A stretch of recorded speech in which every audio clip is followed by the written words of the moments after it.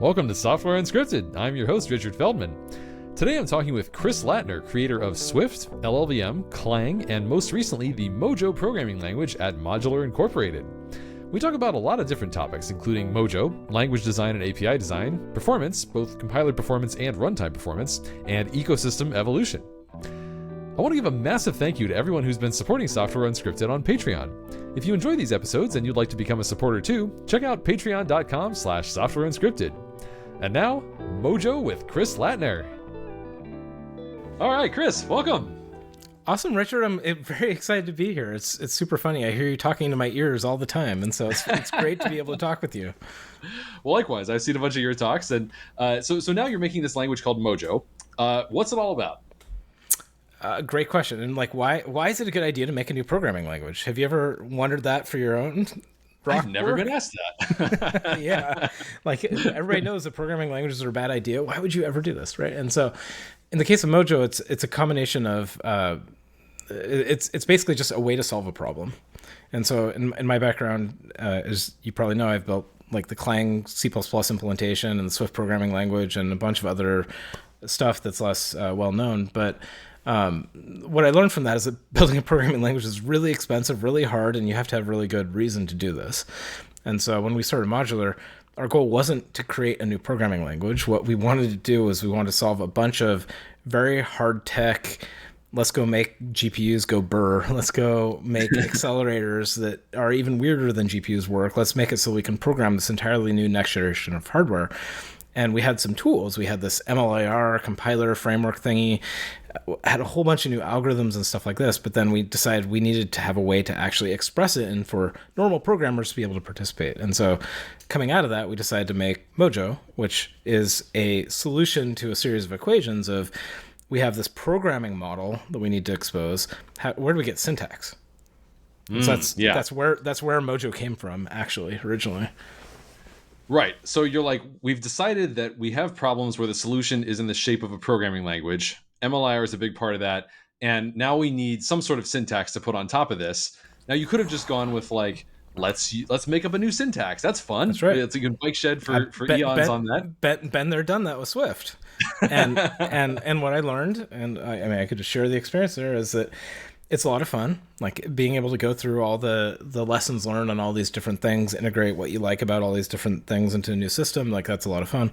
It's also really hard. Also takes a lot of time. You spend a lot of your energy on, I don't know, people would say bike shedding, but I would say it's design, which is a really difficult skill. And what we wanted to spend our time on is two things. One is the actual semantics in the execution platform, the compiler stuff, how it actually runs fast and how we express the full capabilities of the hardware. That's what we wanted to spend our time on. And second, we wanted to meet people where they are. And in our case, in the AI and other space, everybody's in Python, right? And so we thought, okay, well, I know Swift pretty well. Should we just use Swift and hack Swift up? Or should I hack up C++ or hack up a domain-specific embedded language in Scala or whatever? Did not really think about that, by the way. But but I love Scala. But what we realized that because the entire community was around Python, what we wanted Mojo to be a strong member of the Python family and look and feel and allow transferable skill sets so programmers didn't have to reteach themselves how to overload the plus operator. But we didn't like any of the implementation of Python, and so because it's not fast enough. Well, should I be positive about Python? Because I love it. So I love Python, the language, but the implementation of CPython is both not very fast. It's an interpreter. It's not even using state-of-the-art interpreter techniques like just-in-time compilers and things like this. It also has certain software dependency problems, which people feel in packaging. That's a problem. Yeah. There's also no way that Python would ever run on a GPU, right? And for example, you've done some great work in Rock where you need to be able to build down to effectively an embedded system. You have your whole platform abstraction and things like this, right? And so you have to design for that.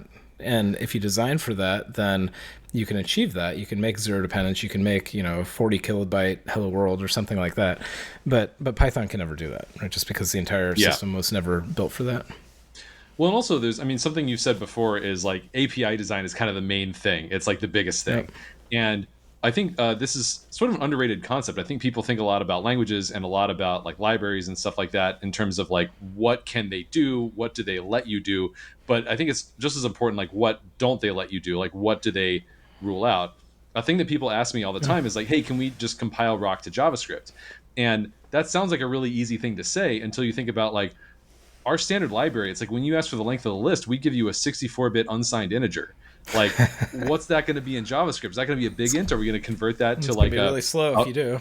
Yeah, right. It's going to be super slow, heap allocated, and then like if we convert it to float, which 64-bit float, which is what sort of JavaScript likes. Well, now we have different lengths, and we like there's a whole new set of problems there. Well, and when you get really big, you start dropping precision, and that's not also super great either. Right.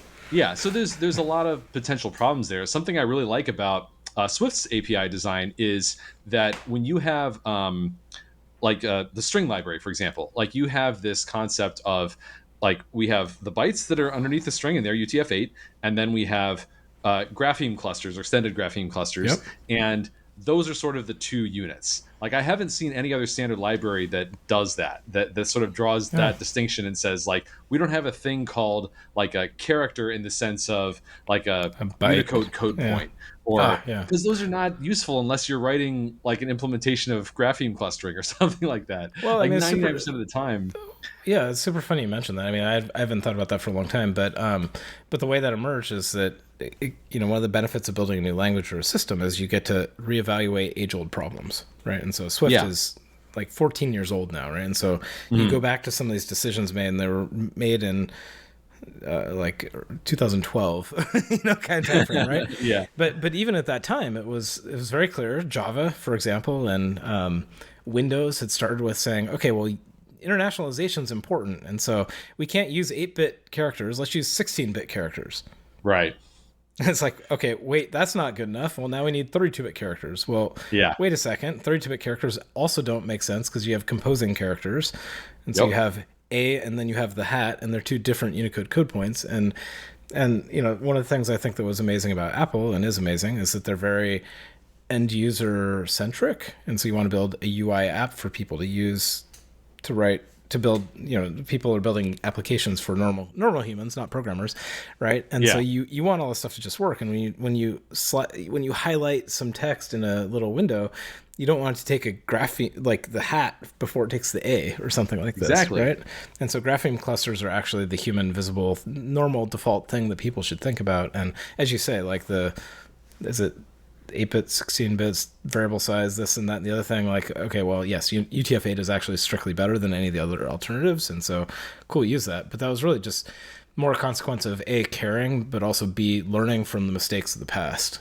So yeah, and I think from an API design perspective, what's amazing to me is the fact that Swift's design says it subtracts. It says like, it's not saying like, oh yeah, you got characters that mean this, and you got characters in that sense and characters in that sense. It's like, no. We're just going to take out, like, you have extended grapheme clusters, which makes sense. And then you have bytes, which you need for various other purposes.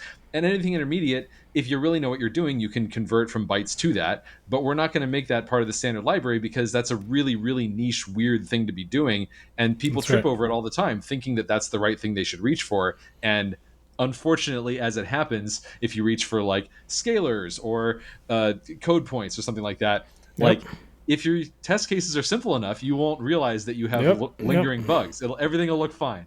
And that sort of subtraction is the only way to get the programmer benefit, in my mind. Well, and I think that a lot of your point is make it.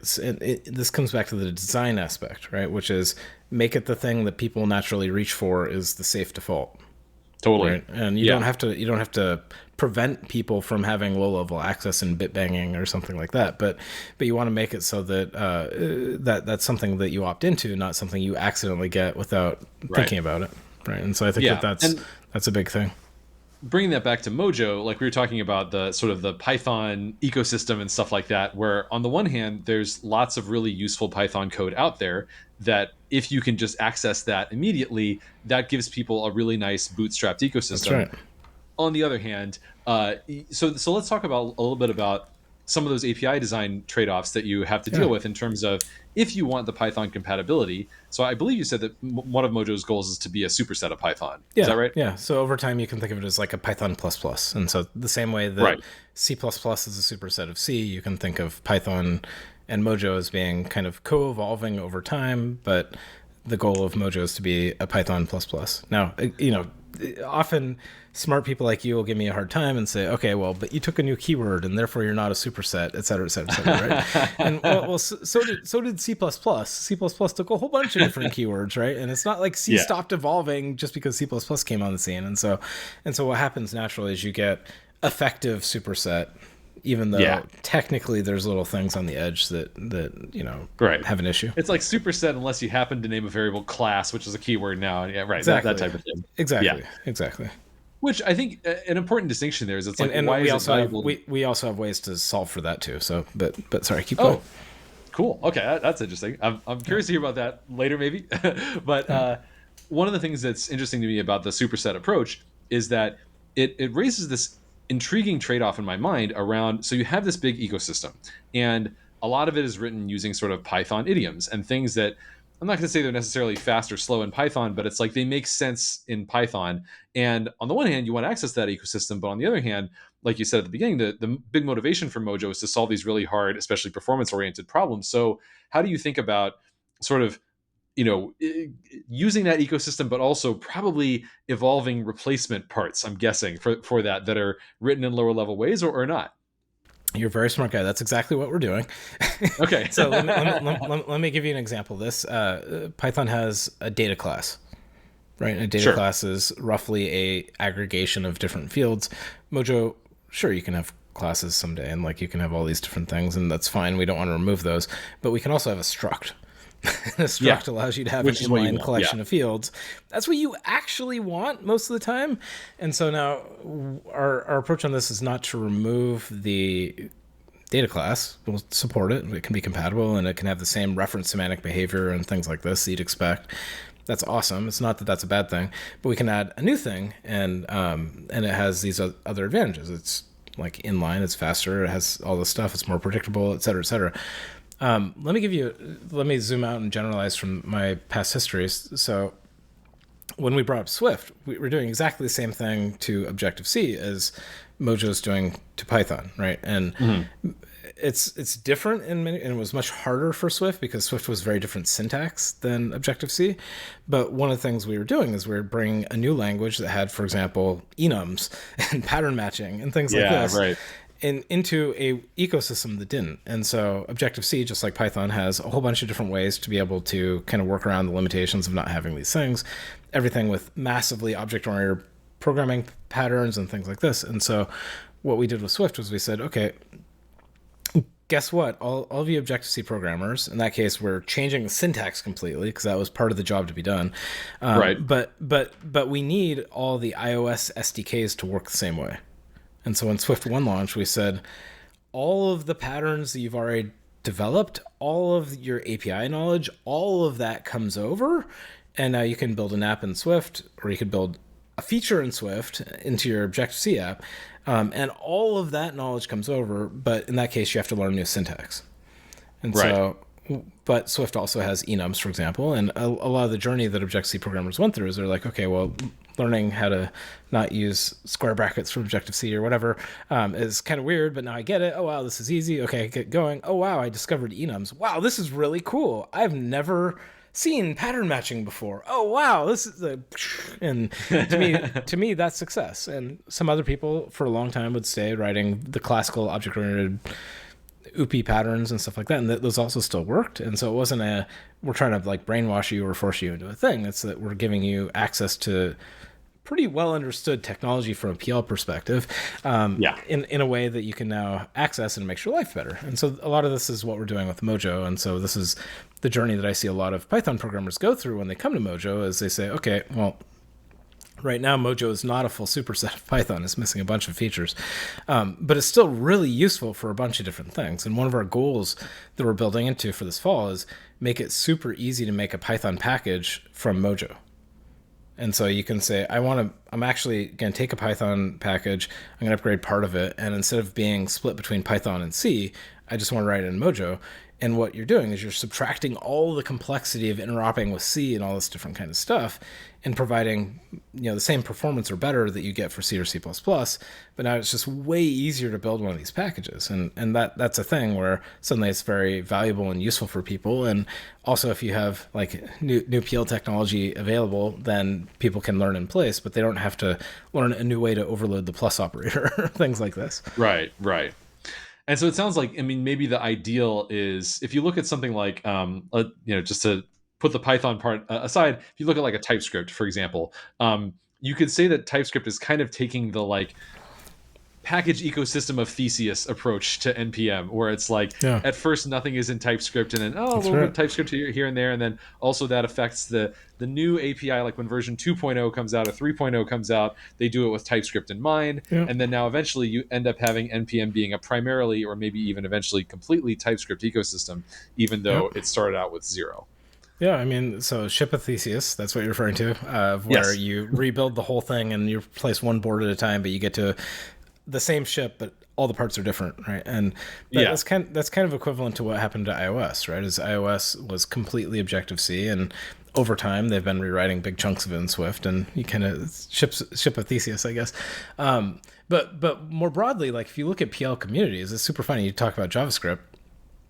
JavaScript was not built for Node.js. That was not what. Yeah, no. It was designed for on-click handlers and things like this. And right. So one of the, again, obviously JavaScript's amazing and it's come a long ways, but the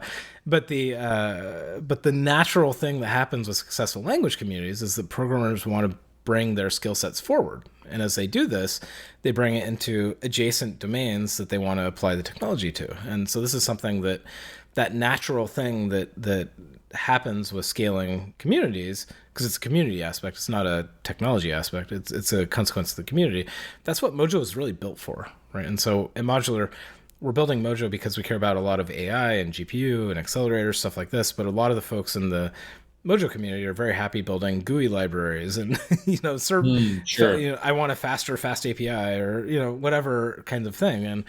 And so it's amazing to see that. And that's one of the things where if you get these fundamental lower level technologies right, you can get something that's very generally useful. And then you can also scale into this. And then when you're writing a web server, for example, there's a cajillion packages out there that are really, really, really important that you need to be able to talk to. And not saying that, fixing the cold start problem of like, you can just import any of them and they just work today in Mojo is actually extremely valuable. And then if you want to ship a Theseus something, then you can totally do that over time. Right. Have you thought about like talking about that use case of developing Python packages in Mojo? Have you thought about doing things like optimizing to be it's like, oh, well, we'll import this Python package as a dependency, but we see that they're like through static inference, we can figure out that they're only using this data class in a way that it could have been a struct. And so we'll just, we'll just pretend that they said struct and then, move on from there. So you're saying, have I thought about that, or what do I think about it? Yes, yeah. Or do you plan to do that, or it seems out of scope? Or? That is a very common idea. I think it's a terrible idea. Okay. No offense. No. So get asked about this all the time, and so again, I'm being provocative to try to be, more funny, right? But it's not a terrible idea. I get asked about this all the time. There's probably 30 different things in the Python ecosystem of the form. Let's take Python that's dynamic and try to make it static and therefore faster. There's PyPy, there's Codon, there's a million of these. Unladen Swallow back in the day. Like there's a million of these different things, right? And here's the challenge with this. Sorry, by the way, I identify as old-fashioned compiler guy who's learned a lot across the years, right?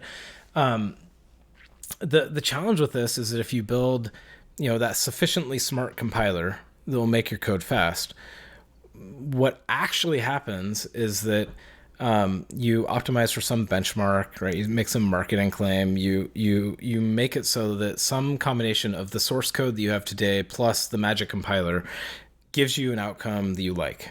And maybe it's a 10x speed up, right? The challenge with that is that now you go fix a bug in the code, it breaks the compiler, and you get a 10x slowdown. Sure. right? And so what you've built is you've built a demo. You've built something that can look really good on a marketing slide or something like that. And yeah, it's probably useful. And like, again, PyPy, for example, it provides like a 20x speed up or something like that over Python code and stuff like this. But for a programmer, the problem is you have no control. And now you have to understand both your code, which you keep simple because it's all dynamic, but then you have to understand the compilery thing and where it's sufficiently smart and where it falls off the cliff. And then you have to know all of that complexity in order to get the outcome that you care about, which is way faster, right? And so Mojo's approach is saying, again, there's so much stuff in the Python community that's been about like, let's make Python unmodified go fast. And you can get 20x speedups and stuff like this, but Mojo is saying, let's not work forward from Python and try and make Python a little bit better. We're saying, let's work backwards from the speed of light of hardware, unlock the full power of hardware, which isn't just, int being fast and not boxed, but it's also like accelerators and SIMD and like all these kinds of things, and do that. And this is where, again, it depends on your workload, but we have a blog post showing that Mojo can be 65,000 times faster than Python, right? And and the usual pushback on that is it's like, well, you would never write numeric code that's doing math and dense arithmetic in Python, but that's literally the point of Mojo, is to make it so all that code you would never write in Python, you can write in a language that's coherent and consistent with Python, so you don't have to switch languages, right? And so and you can write it right next to your Python code in the same file. That's right. And so this is a big deal. And so a lot of that comes back to, anyways. So again, I was being provocative and being mean to you here, but a more neutral way of saying this is that instead of prioritizing magic and like, look, there's an instant, we're a better Python in that way. What we're saying is we give you tools, we give you structs, we give you type annotations, we give you these things. These are very powerful. And if you want something to be an inline 64-bit thing on your stack, use :int. If you want it to be a boxed object, don't. It's fine. You choose. Yeah. Right. Something this reminds me of is that I think that example of you write the code and it gets optimized great and it's amazing performance, 10x faster, and then later on you make one slight tweak and then it de-optimizes by 10x, and now everything's terrible. That actually reminds me of optimization in general is like that. Right. Like, I mean, like we use LLVM for Rock. Thank you for creating that, by the way. I like how fast it makes our compiled Rock programs. Yeah. But at the end of the day, we do have those same kinds of considerations where in a lot of cases we're thinking about, as we're writing the code, okay, what's LLVM going to do with this? And that's like, somewhat behind the scenes. And it seems to me that there is somewhat of an inherent sort of spectrum and trade-off along the lines of like explicitness to how much the compiler is able to help you. And on the one extreme end of explicitness, you have handwrite your assembly and don't optimize it at all. That's right. And as we've known since like 1950 with Fortran, like compilers can do better than that. Like if you think you're going to outdo a compiler optimizer by just handwriting everything, you're probably wrong. Well, like the human brain's good at a scope of like 10 or 15 machine instructions or something, but when you get into tens of thousands, then like you just don't have the attention span to do that. Right. But then on the extreme, well, not the extreme, but like on the other end of that, like something that like when I'm writing Rust code, for example, all the time, I'm thinking about C moves. So for those who aren't familiar with C move instructions, that's like you have an if and an else, and there's a certain processor instruction that has significantly better performance characteristics if you can get it. And the way that you get it is what you do inside the if branch, what you do inside the else branch have to be very, very restricted. And if they are restricted in exactly the right way, then the optimizer will emit a C move instruction instead of a normal branching instruction. And life is good performance-wise, to oversimplify a huge amount of things. Of course, C move is also really bad if you have a very predictable branch. Like, true. Yeah, right. So that's right. And so one of the many things I'm oversimplifying here. It can be a de-optimization, right? But generally speaking, as I understand it, pretty much always optimizers will turn into a C move if they have the ability to, because in the typical case, it's so much better. But that's an example of the type of thing where you don't have to go all the way to assembly language to have, like, if you wanted to, you could have a language level construct of I want a C move versus I want a branch, and maybe you have a linter that like tells you, hey, this could have been a C move. Are you sure? But that type of thing is there's this huge amount of language design space in there where you can make it like I would say on Rock's side, we are much more on the side of pretend there is no optimizer. Like, don't give you a lot of low level knobs to tweak, and we're going to optimize things and hopefully do a good enough job.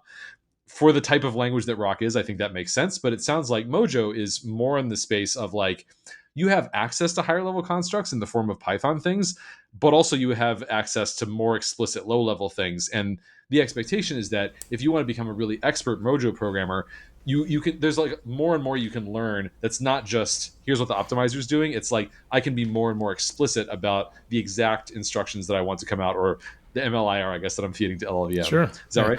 Well, so the way I would separate this out into a couple of different pieces, right? There's, if you're a compiler nerd implementing an optimizer, you have a bunch of design trade-offs you have to make when you're doing that, right? And so I gave a talk at the CGO conference 12 years ago or something, a long time ago, talking about the perils of heroic compiler optimizations. And the TLDR on that is this thing that we're talking about, which is if you give a 10x performance improvement, then you take it away when you change your code. That's not actually great for UX.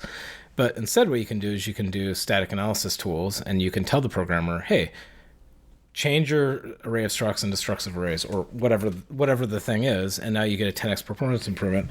And then the programmer can put that in their code, and then they own it. It's explicit, right? And so it's the predictability thing that actually, in my opinion, really matters. And so how you design a compiler optimizer really affects that. Now, LLVM is a very useful one. It has some good things, it has some bad things. It's also over 20 years old, so I'm glad it's useful. In the case of Mojo, we use some of it, but we've also disabled a lot of the optimizer. And so, interesting. We gave a talk this last fall at the LLVM developer meeting talking about we use LLVM the good parts. Oh, and well, just if you don't mind, just I'll write down a list of the exact optimizations that you've enabled, and we'll make sure to use those. We basically use LLVM as a per function optimizer code generator. We disable the vectorizer. There's a whole bunch of stuff that. Anyways, but do you do your own inlining first, or yeah, we have our own inliner. Yeah. Okay, got it. That makes sense. Yep. Yeah. And so we've re-implemented a ton of the compiler pipeline in MLIR, which is the higher level compiler stack.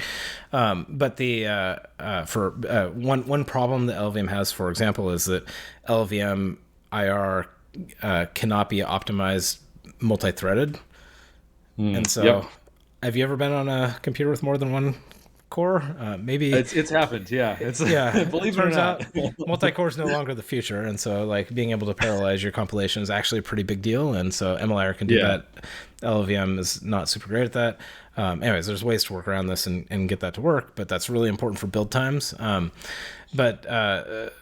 I mean, there's a bunch of stuff that goes in there, but then where I was going is that when you're designing an optimizer from scratch, there's a bunch of trade-offs that you can choose to make. You and we use a huge amount of LLVM, and for better or worse, it makes a bunch of decisions on C moves and stuff like this. And so as a consequence of what LLVM chooses to do, we have to kind of live with it and work around it, or decide to disable it or hack it, or you're working with a useful pile of stuff that has trade-offs, right? And then from that, you then build your language semantic on top of that, right? And you say, okay, well, you as a language implementer have to know a lot about the compiler end to end and how all the pieces compose together. Do your users? Well, that's a choice, right? And so what we've decided to do with Mojo and the contract we want to provide to our users is that if you're writing a high performance matrix multiplication or something really low level, and you're writing GPU code and want to get peak flops out of your H100 and use the tensor memory accelerator and blah blah blah blah blah, like, okay, well, you're pretty hardcore, and what you want is control. If you're writing dynamic code and you're kind of a Python programmer, and the 80-20 rule, most code doesn't matter for performance, or you're hacking out a script, or you're a researcher or whatever, well, you shouldn't have to care about any of that. it's fine. Right. And so the balance is really, how do you get dynamism and flexibility without cutting against control? And this is where types, for example, are pretty cool, because if you opt into types, then you can have a lot of control, and you get things like inline allocation. If you choose not to, well, you get boxing and heap and blah blah blah, the usual stuff, and it's super obvious. It's easy to control, it's easy to reason about, and so that's great. Yeah, I do think about you mentioned the sort of the static analysis route, where it's like, hey, let me just tell you about the optimizations you could do in line to your code to make it run faster. I think that's a really interesting concept, and in my mind, it's more or less useful depending on how low level your code sort of wanted to be, if that makes sense. Because on the one hand, if you're like, to give your example of like you're writing a matrix multiply, like really complicated low level, like this is all gonna, I want really, really precise control, then like, yeah, telling me what to do gives me even more control, and that's awesome. If I'm writing a web server, I probably don't want my code to look like that, because now refactoring it means I have to refactor all the low level stuff that That's right. the static analysis told me to write it into. So it's an interesting balance of like, the I'm a generally default explicit person. I like explicitness. I'm not like, Yeah. oh, let's hide this and that. But at the same time, I appreciate that like explicitness does have downsides, and that seems like it's one of them. Well, but pick the web server example. What you're presumably doing, right? And I assume this, but tell me if I'm off base. But you're using a framework, right? And Potentially, yeah. right. And so if you're Generally using a framework, then what you're doing is you're bringing its threading model, its concurrency patterns, its whatever, all the different ways you set up and respond to the requests, and like all this. And so the framework provides that for you, and you don't really have so much of a choice. Now, if you're in the case of Rock, maybe you're going all the way down and you're building a TCP/IP stack or something, right? I mean, there are different extremes, or you're putting down an FPGA or something.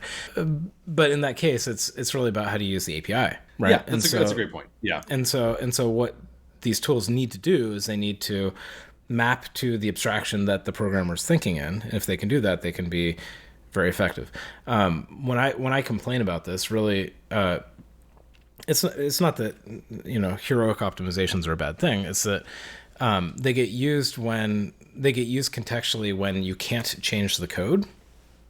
And so for example, in C compilers, there's this benchmark library called specint, and specint is the way that people would test CPUs against each other, but also C compilers against each other and things like this. And is GCC faster than LLVM? And you go try spec, right? But spec, because it's an industry consortium, they want to be very hard coded, is the source code is fixed. And so you incentivize the compiler people, myself in a former life, right, to go make the compiler take the code and without modification make it go fast. Right? yeah. But the observation is that if you're an app programmer or you're building anything that matters about performance, really, you can change the code. And so right. and often it's way easier to change the code than it is to go write meta coding into a compiler and then do all this kind of stuff. And so it's not that that's bad. It's just that it's designed for a specific thing. And when you're designing language, you can decide where in that spectrum you want to be and what trade-offs you want.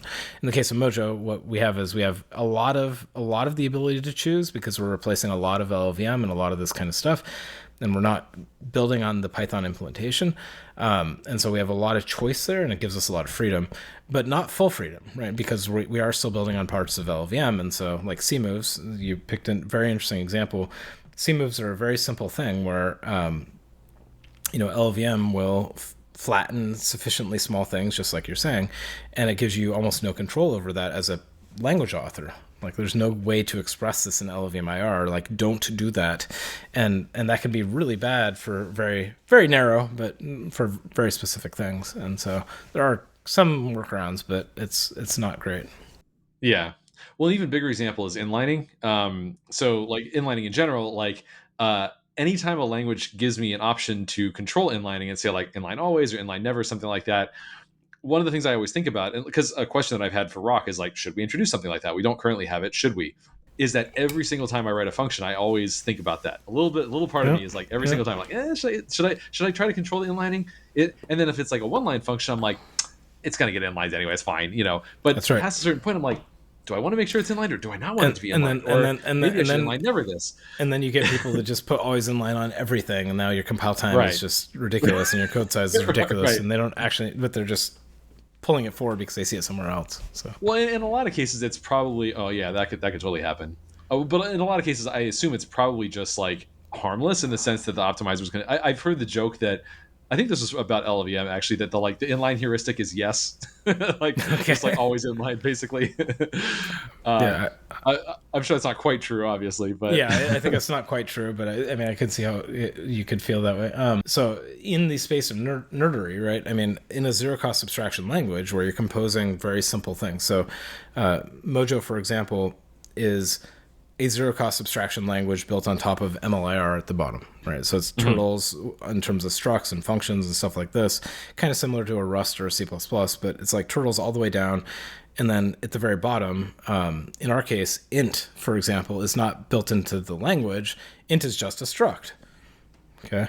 And int is a struct?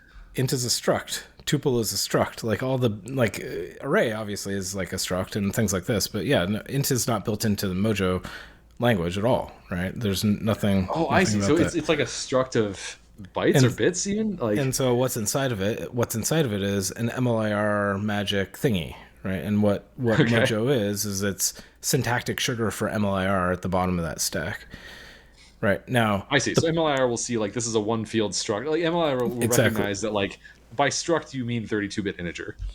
Well, so there's like an MLIR magic thing that you can get direct access to anything in MLIR in Mojo, and so what int is a struct, but then also implements all the operators that you would expect for an integer to have, like plus, and it implements them in terms of all the MLIR magic. And so it's just like in a C language, you'd have like built-in pop count or something like that.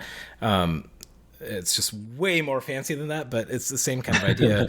And you don't want to sprinkle built-in pop count into all of your code. What you do is you write some big class or something, you'd have a pop count method, right, and stuff like this. And so it's the same kind of idea.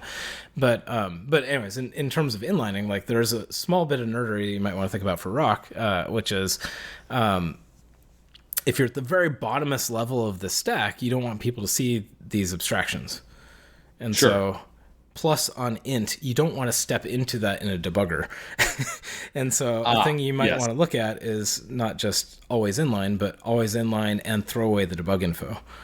And so LLVM can do that. And this is something where that way you don't step into plus on your integer, because that's not something anybody actually wants to do. And it can make a better UX as well as, make sure that plus gets inlined.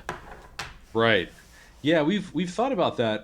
So we call them built-ins, like our standard library, just because it's like baked into the compiler. But we have them implemented in a mix of Rock and also in like lower level magic things that only the compiler has access to. So if you look at some of the built-in files, sometimes it'll just have like a function and it's just a type annotation. There's no implementation, and that's because the compiler just magically inserts one. So for things like that, we certainly have to be like, no debug info past this point, stop here. But then there's other ones where we've thought about like maybe we want to just not do debug info on them just because we want to reserve the right to change the implementation. We kind of want it to appear like a black box. Like, look, someday it might become one of those internal only things. So don't assume that this is what's actually happening just because it happens to be right now. Yeah, that's right. Well, and so it's a fun thing that you get to design and control a lot of these different things, and there isn't one right answer. And so you can iterate a bit. So, yeah. So speaking of numbers, I was actually there's two aspects of Mojo's number system that I'm really curious about. One is you mentioned in a previous talk you gave about Mojo, you sort of hinted at hardware accelerated complex numbers, which I'm kind of curious about.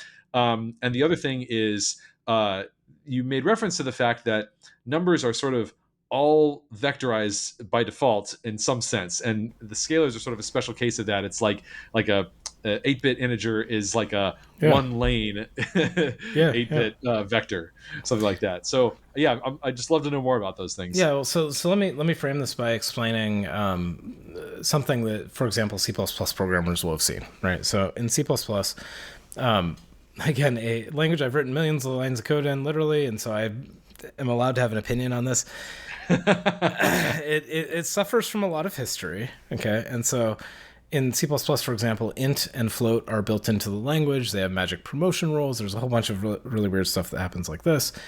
SIMD still isn't really first class. There are various extensions. For example, Clang and GCC both support extensions, but it's not really first class. C++ also has a fairly horrible but getting better metaprogramming system around const expr and templates and stuff like this. Okay, so just to frame this, Mojo solves all these problems. So first, metaprogramming. Mojo learns from languages like Zig and says, let's not use a different language for programming than we use for metaprogramming. So don't say you write void foo parenthesis to write a function, but you write template blah blah blah blah blah blah blah to write a metaprogram. Instead, just write a function, and now you can use the function both at comp time and at runtime. And so, so Mojo does that, and so that unifies a huge amount of stuff that often hangs out in macro land or preprocessor land or template land and things like this into a very very nice thing. Right. The second thing we do is we say all of the numbers and values and things like this are defined in the standard library. So Mojo's standard library is very open source. You can go check out struct int and float and things like this and go check it out and see all the MLR low-level stuff inside of it. And so as a consequence of that, we can choose how we want to implement this. And so when we implement, first of all, SIMD, we have a SIMD type. SIMD takes a element type. So are you a float 32 or 64 or B float 16 or a float 8 or a float 4? Or there's lots of complexity these days in this. But then also, as you say, how big is the SIMD vector? So do you have 4 elements or 8 or 64 or whatever, right? And so having SIMD as a struct in Mojo using parametric metaprogramming now means that the lane dimension, so how wide is it, is now parameterized in comp time. Okay. The element type, the D type, is parameterized in comp time, right? And so now what that means is you can build, and it has very nice methods for swizzling and all the things you'd want. It's all very natural. It all feels very first class. And oh, by the way, all processors have SIMD since like the late 90s. And so like, why is it that no languages have embraced modern computers? It's unclear to me. And so what that means though, is think about this from a library ecosystem. So when you start, if you're a numeric programmer and you want to use SIMD, well, sure, you want to do plus and minus and things like this, but you also want to do things like sine and cosine. Mm-hmm. And so as a C++ programmer, it's like, cool, I have sine and cosine. They come from libm. Where do I get a 4x-float sine? Oh, now you're in the mode of there's 497 different libraries, none of which are compatible, and now there's this fragmentation at the bottom of the stack. And now stuff built on top of sine and cosine, like an AI framework or a ray tracer or whatever, right? They get built on top of different libraries, and now the whole software ecosystem is not unified because SIMD at the very bottom is a mess. So what Mojo does is we say, okay, well, a couple of things. One is have a comp time metaprogramming system. Second is put all these core types in the library and use the comp time. But then what you're referring to is we go one step further and we say our scalar types are just a special case of the SIMD types. And so if you go look up float 32, for example, float 32 is just a type alias for SIMD of float 32, 1. And so what that means is that we can now write things like sine and cosine, write them parametric across the length of the vector. And so it's just a parameter that you pass in. And now we have one implementation of sine that works on vectors. It also works on scalars. Yeah. And what you're incentivizing is you're incentivizing people that are writing numeric algorithms. They're already generally thinking about genericity because they care about both float 32 and float 64, right? And so what you do is you just say like, okay, we'll just add, if it's an element-wise op, it's trivial to make it work for any length. And now your whole ecosystem at the bottom becomes simpler. And this just defines away a ton of complexity for the software library ecosystem. So does that mean that you can have vector operations that are defined for scalars? Like, for example, can you swizzle an 8-bit integer? Yes, but the index space is only 0. So you can swizzle 0 with itself, yes. Okay, yeah, that makes sense. So one of the other things that I've thought about is, so I haven't written that much SIMD code, compared to you certainly, compared to plenty of other people. But one of the things I have noticed is that oftentimes if I'm writing like a SIMD algorithm that's going to do something fairly complicated or fairly tricky, and then I implement it for like Neon versus if I implement it for like x64, they end up using, in some cases, just pretty fundamentally different instructions that have different APIs. So is that something you think about? Like, do you expose like different intrinsics for different architectures, or do you try to unify those and say like, here's a way we can patch over those differences? Yeah, great question. So this is a really important question, and this you're also talking about like complex numbers and accelerating. There's this whole space of accelerating block operations. Like a lot of processors these days have like little matrix multiplication operations, or you have tensor cores on GPU and things like this. So our approach on that is multi-layered. One is expose the full power of the hardware, and so if you want to use a Neon thing, or you want to use AltiVec, or you want to use Viz on Spark, or you want to use MMX on Intel, whatever. Like, you could totally go nuts, and you can do whatever that chip wants to do at the very low variable, and then it's specific to that chip. Right? You have target specific compilation, where you're like, this, I'm building this Mojo code just for Intel. Yeah. Okay. Yep. And now you can say on top of that, at comp time, at parameter time, you can say, if I'm on this target, use this code path. Okay. Right. So think of it as if-defs, but way cooler. And so now if you do that, then what that allows library developers to be able to build a higher level abstraction. Like, let's do a blend, which is a generally understood thing, or let's do a linear interpolation, or let's do, like, you can define these higher level library abstractions. And then what that allows you to do is that you compose one into the other, and you say, okay, well, if I'm building a matrix multiplication, for example, you can implement in terms of scalar multiplies and adds at the very bottomest level of the stack. But then you say, okay, well, the API I give out to my users at the top level is this go apply mapmul to a big block of memory, an array or a tensor. And then what that allows, and that whole algorithm has recursive decomposition and a whole bunch of complexity within it. And so then what you allow is different layers within that implementation to be able to fork off to hardware specific implementations. And so this way you allow library developers to build that hardware abstraction instead of having the compiler have to do this. And one of the major things that Mojo does in general is it's about forcing complexity out of the compiler and force it into the libraries.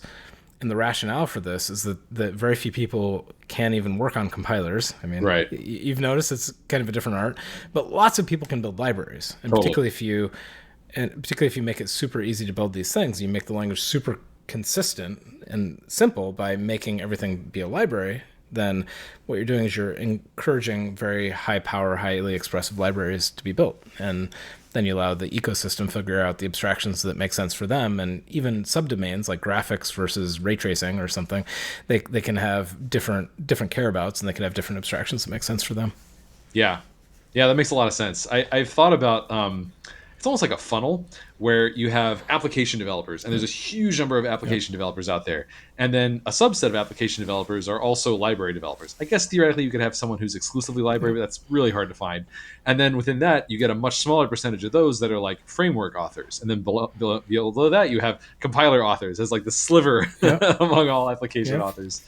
And yeah, it's definitely increasingly niche as you go further and further down those layers. Right. And a lot of my quest with Mojo is about so I built a lot of compilers. I know a lot of compiler engineers across my career, and I love them all and very special, but that pyramid or funnel or however you look at it is really interesting, because compiler engineers are special and beautiful and wonderful, and I love them in their own way, but they also don't know a lot about the domain problems. Yeah. Right. Some do about some things, and so what you get is, it's not that compiler engineers are smarter or better looking than the other layers of stack. Yeah. So, but what you get is I think about this as an ecosystem of talent. Yeah. Right. And like when you're programming a GPU, there's this whole range of, recently there's all these like special compilers for ML, and a lot of them. Compilers for machine learning, and a lot of it is like, let's go put these algorithms into a compiler. But the compiler engineers don't know the best way to get full power of the GPU. They don't know all the numeric tricks. They don't know how to cheat in the case that, the low precision blah, blah, blah, blah, blah thingy, or the fancy swizzle that the GPU does internally and stuff like this. And making that happen in a very general way is very difficult. Whereas a numeric kernel programmer that knows GPUs really well but doesn't know compilers, they know all the tricks. They know how the profile works. Sometimes they design the hardware themselves, right? And so I look at, my quest with Mojo is really about unlocking those people and giving them superpowers, rather than a trend that I've seen over the last 5-10 years in the space of like, put sophistication into the compiler, lock it up, throw away the key, and trust us compiler people have got it, because what I've seen is that that's not actually really that true, right? Instead, what I see is compiler folk and library and numeric kernel and application level and domain people, like they all come at the problem and they bring different skill sets to bear. And a compiler is rarely going to give you a 10x improvement, but somebody working at the application domain, because they know the application, totally can, because they can use the right tool for the job. right? Yeah, and that seems to be especially true when it comes to SIMD. Like auto vectorization Yep. historically has had a really low success rate in terms of approaching what a human programmer can do, or maybe now an LLM. But I'll make fun of us as an industry. Again, I hope you know that I love compiler people. Like I love PL people, but let me make fun of us as a category. It was the late '90s, early 2000s where like at least us and working on PCs and things like this is like, ooh, multi-core is coming. Multi-core is the future. Like parallel computing is going to be here. Like we need to have these fancy abstractions so that we can do parallel compute. And a lot of people talked about it. There were things like Silk, obviously OpenMP and MPI and things like this.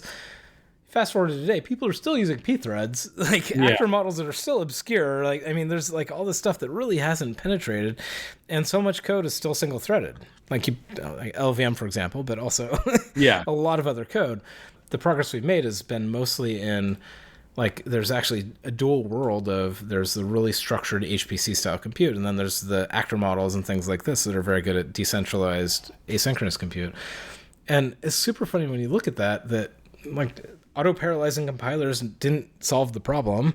What we did is we built higher level things, and then we allowed experts to be able to express them, and that was where progress came from, not the Silk or the magic solutions like that. Well, and I mean, this is where a lot of people listening are being like, this is why functional programming will ride to the rescue. Because there was also, I think around the 90s, like the paper that always comes to mind is John Hughes, like, why does functional programming matter? And he talks about Moore's law is coming to an end and, more cores are the future. And therefore, we need to be able to write pure functions that can be distributed across cores without, data races and so on and so forth. A classic example that people give of this is quicksort. And when they say quicksort, they don't mean the classic quicksort that's like, here's a flat array, and we're going to go through and swap elements in the array back and forth.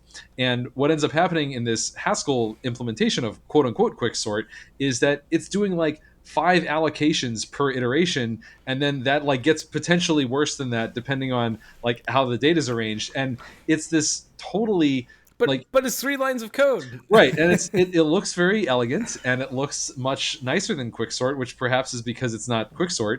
But I look at that and I'm just very frustrated because when I see people talk about this, like, oh look, and let me show you this beautiful graph of you can take this algorithm, and unlike traditional quicksort, you can run it across n cores, and it just keeps getting faster and faster. It's amazing, and I'm like, well, but how does it compare to actual regular quicksort if you run them side by side? And I'm like, I already know the answer to that. It's going to get absolutely obliterated. There's like, if you put actual quicksort on the graph, it's going to be 1 pixel at the bottom because this is so much slower than that. And no matter how many cores you throw at it, and that sort of thing is the type of thing that, to me, there's in the functional programming community a little bit of a mismatch between, in my mind, what the observable benefits of a functional programming style are, where you're like maximizing pure functions and things like that, and what are the theoretical benefits that I think are a lot harder to achieve in practice than people. There's a lot of hand waving going on, I guess is what I'm trying to say, and I think it's unfair.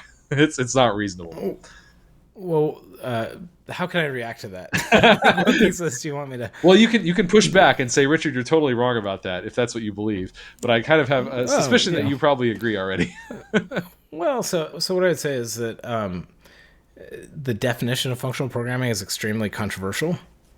True. And so Scala programmers think they're functional programmers, even though they have massive reference semantic mutable state all over the place, and it's more of a branding than it is a reality. And so if you talk to a Haskell programmer, they'd say that OCaml is not a functional programming language because it's strict. Right. And so that's not functional, right? And so I think that the religious wars can be fought on the back. Right. It's a big tent with a lot of people things that I don't care about. Yeah. So I'll tell you what I care about. I love functional programming because it defines away spooky action at a distance, right? And if I were to pick camps, like in terms of like a reasonable a language I would like to use to build things that's in the functional spectrum, I would prefer OCaml rather than Haskell, just because OCaml is strict. It fits better, more control, things like this, and OCaml achieves lack of spooky action at a distance mostly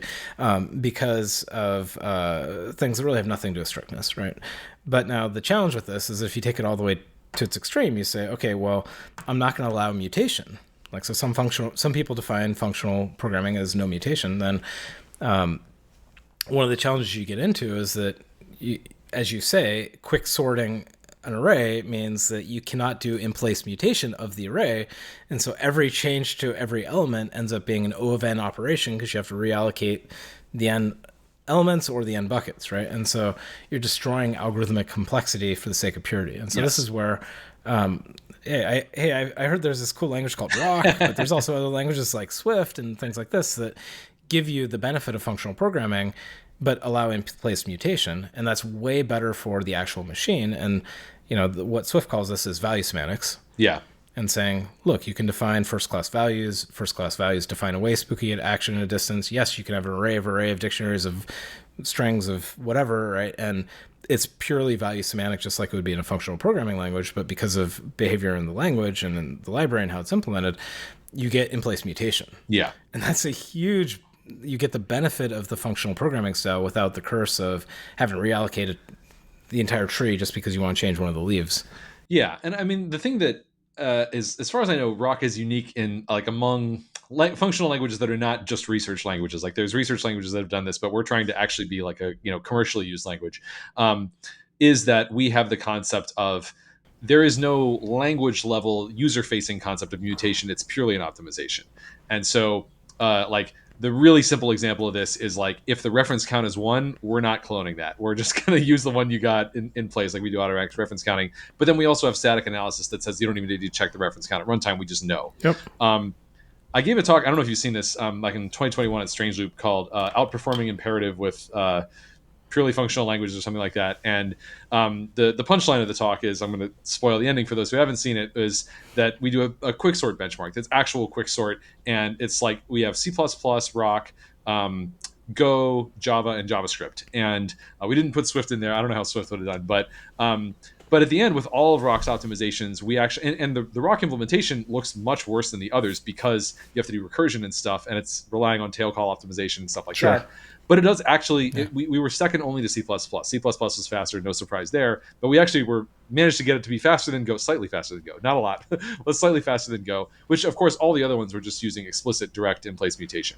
And to me, and that by the way, that's not going to be parallelizable in the same way, like for free, that the Haskell is. Fair enough. But it's not trying to be. It's like the point in my mind is that. But to your point, you're trading off O notation for the ability to use multiple cores. That's kind of a.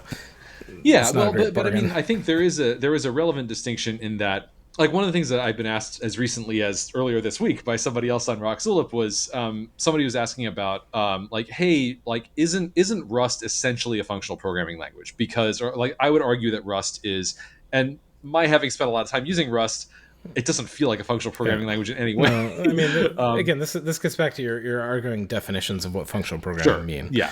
Right. But well, so I mean, I think that's so with Rock, I'm a huge fan, by the way. I think that I haven't had a chance to use it, but I'm a huge fan of your work, and I think that you're working on very fundamental things, and I love that. Thank you. I'm not aware of other languages that have done that. Swift's approach on that was to say mutation is explicit, but then when you do something that would require a copy, and it works the same way with ref count equal 1, basically, right? Yeah. Don't make the copy. If ref count is greater than 1, make the copy. And so it's like a slightly different bias. It's not write it in a functional style. It's write it in an imperative style, but it gives you functional behavior. Yeah. And so it's a different trade-off, and I agree with you. It's a very different thing. But one of the benefits of this is that it enables you to beat C++ and things like this, and allows you to parallelize things, and because you can now say, hey, I give me a view on these elements.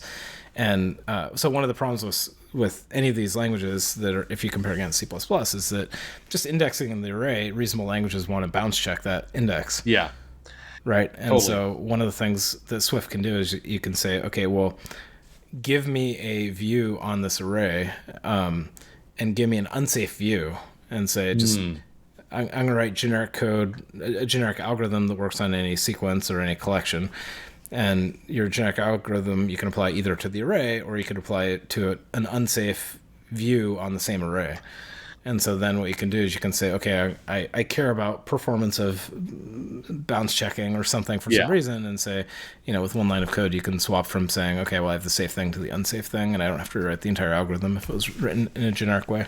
So our version of that is to have because this is kind of the style in functional languages anyway, is to have standard library operations that use unsafe behind the scenes, but provide only a safe API to that. So a great example of this is map, like list.map. You're like, I want to transform every element in this.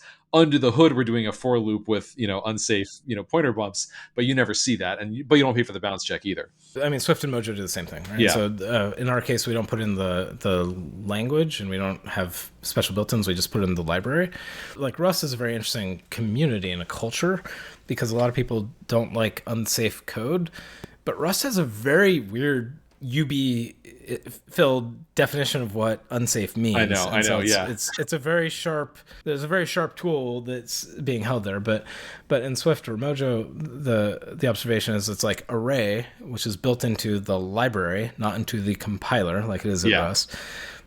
Is implemented with effectively malloc and free and unsafe pointer stuff on the inside, but then the API to array is safe, even though the implementation's unsafe. Right. And so a lot of the idea, just like you're talking about, is you use unsafe constructs to build a safe API, and it's an API design problem. But again, with Rust, it's super interesting how they have this culture and this theory of let's get unsafe out of the packages entirely, and that's just a very different cultural position then. Right. It is, but I actually see it as a cultural dysfunction of the Rust community. And I can say that because I spent a huge amount of time writing Rust code, and I do it in my day job at Zed. So I always imagine the Drake meme where he's looking at one thing oh yeah, that's great, and looking at the other one oh no. And it's when he looks at the thing and says, oh no, it's unsafe keyword being used in my code base. And then for the oh yeah, this is great, it's literally cut the code out of my code base and put it into a package and then publish the package, and now it's now it's great. As long as it's behind a package that's got a it's separately published somewhere else. Yep. Well, I agree with you. I wouldn't say it that strongly, but what I would say is the thing I'm identifying here is that different programmers will balance religion versus pragmatism. Sure. And so if you want to call into an existing C library, it's going to be unsafe because God knows what the C code is doing. Yeah. Right? And so, and there's a lot of really useful code out there, and it's dusty deck, and you don't want to have to change it. And so it's very pragmatic to build on top of unsafe code. Now, malloc is one example of that. It's unsafe, or free. Malloc maybe is safe, but free is not safe, right? And so, but that doesn't mean that malloc and free are bad. What it means is you don't want to expose, like you were talking about earlier, the first thing you reach for should be a type safe array that is memory safe, but that array can be built out of unsafe components. Right. And in the case of Rust, they just hard code the array into the language, which they had to because of some of the language design decisions they made, I guess. Or maybe it was an accident of history. Maybe they don't have to. I can't speak to that. But in the case of Mojo, we're no, well, arrays are not special. They're called list, actually, because of Python DNA. But actually, there's lots of kinds of arrays. There's inline arrays, there's fixed size arrays, there's heap allocated thingies. There's all we don't want just one kind of array. There's a big world out there, and we want them all to be first class or feel first class to library developers. And so hard coding any one of them into the library or into the language would be a little bit weird. Yeah, there's this whole spectrum of concepts around error handling, and it's sort of weird to me that the way that we think about error handling and performance in particular has some strange trade-offs. So some examples. If I'm talking about scalar integer addition, that can overflow, and if it overflows, it wraps around by default at the CPU level, and that can cause all sorts of horrendous bugs. I was asking people about overflow bugs they've seen, and somebody talked about a router or something having an overflow bug, and it resulted in just total disasters. But at the same time, I mean, for reference, Swift traps on overflow by default. Yeah. Okay. So, which totally makes sense. That's, Rock does the same thing. Now, Rust, what Rust does in that space is it says, well, in debug builds, we trap on overflow, but in release builds, we don't do that. And I believe that's what C++ does. I don't know what Mojo does, but I thought about that design decision. We talked about it, but the thing that I don't like about it is that is exactly the type of bug that is unlikely to be hit by any of your tests. And if you don't do the balance check at runtime, that's most likely when you're going to see, like, after you got it deployed in production and somebody hit it with a really weird data set, that's when it's going to hit the overflow. Yep. And so it feels like it's like you might as well just, acknowledge that you're just going to have those bugs. Well, but better performance. But so I actually don't even know. In Rust, in release build, is it UB when you do that, or is it that's a just, good question. I don't know. Or is it actually. wrap? So I don't know what Rust does. I will tell you the pit of hell that is C++. I'll tell you what we did in Swift, and I'll tell you what we did in Mojo, and they're all different, and I'll tell you why. Because again, like this is I think illustrative of language design, and it's a simple and accessible thing, but it actually, these decisions really matter, and there isn't one right answer. So in C++, so please don't do this if you're out there building a language. C++, if you have an unsigned number, it is defined to wrap with 2's complement on overflow. And this is not actually literally true by the language spec, as far as I know, but because there's 1's complement machines theoretically and stuff, but in practice, GCC and Clang and all reasonable C compilers will guarantee 2's complement overflow. And then it is UB if you overflow a signed integer. Okay. And so what this allows a C compiler to say, if you take like an int and you multiply it by 2 and then you divide it by 2, it can just delete that and just say I times 2 divided by 2 is equal to I, because if it would have overflowed, then it would have been UB. I've heard about this. Yeah. Okay. So that is crazy. And as far as I can tell, it comes down to so there is a practical reason that C compilers need to be able to cheat on this. It's because on 64-bit targets, lots of people use int, which is 32 bits, as an induction variable in a for loop. And if you do that, then you get all these sign extensions from 32-bit to 64-bit, and they tank performance on loop algorithms. And so there's a reason to do that. And so the problem that C and C++ have is they don't, like, the standard integer type is not size t. And so in Swift, int and uint are size t. We care a lot about correctness. I think Swift is massively it jumped the shark on correctness, and it tried way too hard, and I mean, that's a different topic, but so therefore it traps if you either overflow an unsigned int or a signed int, and then it has specific operators to do 2's complement math. And so you can use plus to do trapping on overflow math, and then ampersand plus to do 2's complement math, and you can opt into it. So that's the way it went. Now, as you're saying, like, the consequence of this is that all code everywhere, and there's crazy flags that very few people use to turn this stuff off, but roughly nobody does. So now there's, as you say, like, very few people hit these errors, and then when they do, it's not clear that they're going to hit them in debug. They're going to hit them mostly in production. And even then, like, what does it mean to trap? Is that actually great? It's unclear.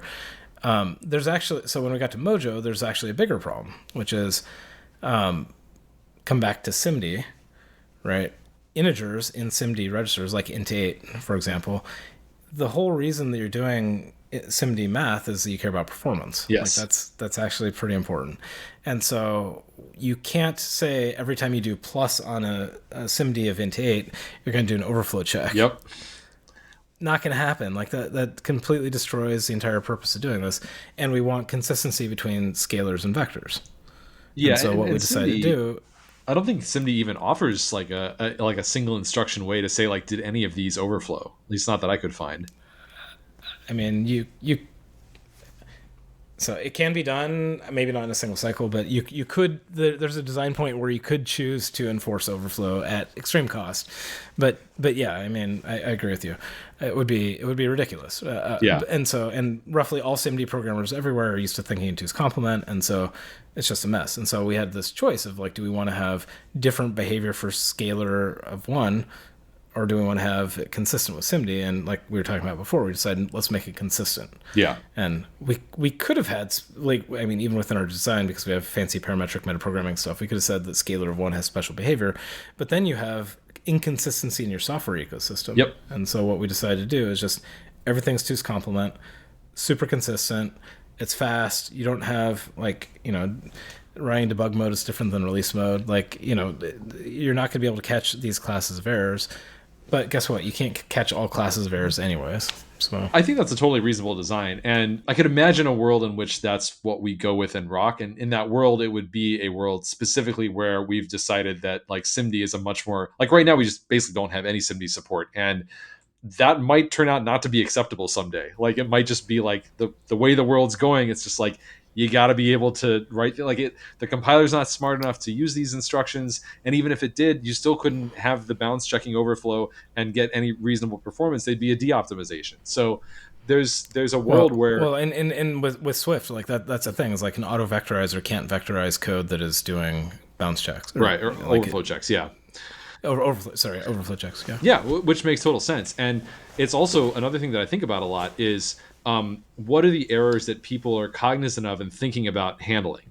Because if you say, for example, like something we experimented with early on was let's try to make it so that floating point division returns like an error type, right? And like you have to check it every time because hey, division by 0 can like cause all these problems. We can define away all those nasty edge cases around not a number and not being equal to itself and so forth at the hardware level. But what we found very quickly is that what that means is in practice, whenever anyone does division, they will immediately say with default 0. Like don't worry about it. If it would have caused a problem, just put it at 0 and just ignore it. And so in my mind, that's a worse outcome because managing the error explicitly is just not worth it. Like nobody wants to do that. Right. And so in my mind, it's better to say, look, there are these usual floating point error cases. Now, in our case, we do offer like a fixed point decimal, like in the standard library that you can use instead of that. So in a lot of use cases, that's going to be better. But if you actually are doing floating point math, the point is like, here there be dragons. Like you need to actually be aware of this and think about these edge cases. And in some cases, I think that is the best API is to not try to hide it and just say like, it's not that it's you. Well, maybe you say it's UB or maybe you say it's always going to wrap. But like the point is you say, this is an edge case you need to be aware of and thinking about whenever you're doing this type of arithmetic. Yeah. Well, so I mean, I think that it really comes down to what is the goal of your language, right? Yeah. And so that you don't have to use IEEE floating point, right? To your point, you could use rational numbers or decimals or lots of other things. You could invent your own floating point format. You could define away NAND somehow, like all the stuff. The reason you use IEEE is that then you get hardware acceleration. Yes. Yep. Soft float is not fast, right? And so, and what I'm saying is Mojo cares about SIMD. Well, why is that? Well, it's because effectively every CPU has a 4 by float on it. Yeah. And so if you're doing float arithmetic and you're not using SIMD, you're 1/4 of the utilization of the machine. And sure, maybe the vectorizer will pick it up for you or something in some cases, but 4x is a pretty big deal. Yeah. Like in terms of power consumption, latency, and everything, et cetera. And so like being native and supporting that, not forcing people to do it, but making it easy is pretty valuable. And similarly with threads, like make parallelism easy and then people use it, right? And so, but that doesn't mean that particularly like you and I, we want practically useful in production kind of languages, and so that's where we're biased towards. But there are also a huge space for research languages. Like, and so I love to see the just like intended for research, don't actually care about performance, exploration of this stuff. And even more so, I love, and what I think is cool about Mojo is you can just like, you don't have to have a different language to explore these things. You can just define your own float type. Right. And in the case of you're talking about should divide return 0, should it clamp, should it do this, should it throw an error, whatever, like you can just define like the divide operator has behavior X, and then I have a method that has behavior Y. Right. And because floats are just structs, you can add methods to them. It's fine. And you can say dot div with error or whatever. Right? And so you can you can enable people to opt into this. But. Yeah, that makes a lot of sense.